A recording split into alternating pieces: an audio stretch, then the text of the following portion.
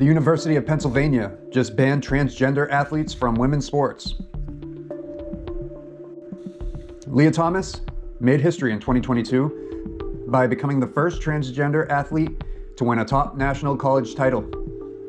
She began competing on the men's swimming team before transitioning to a transgender woman and shattered women's swim records at the University of Pennsylvania.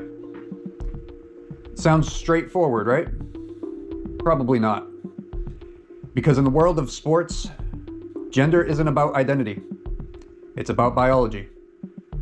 It's about rights and a level playing field. Fast forward to today. The U.S. Department of Education investigated UPenn over its transgender athlete policies. The outcome? Well, the university agreed to ban transgender women from women's sports.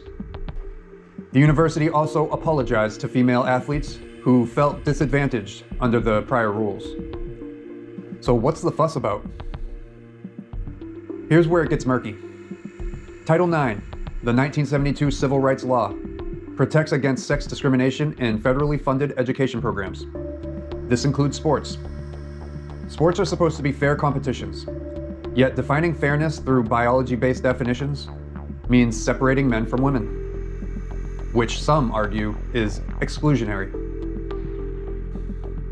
How do we balance individual identity with fairness in competition? We see institutions, government, and society wrestling with this issue.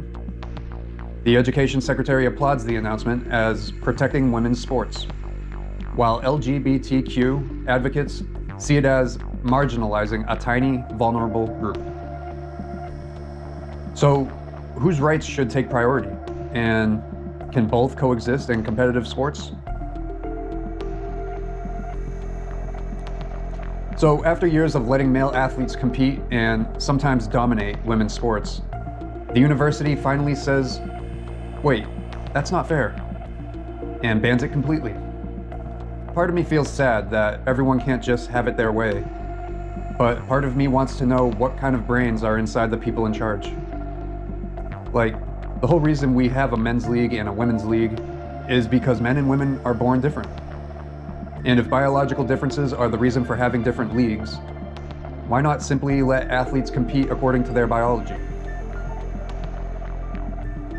What do you think about the ban?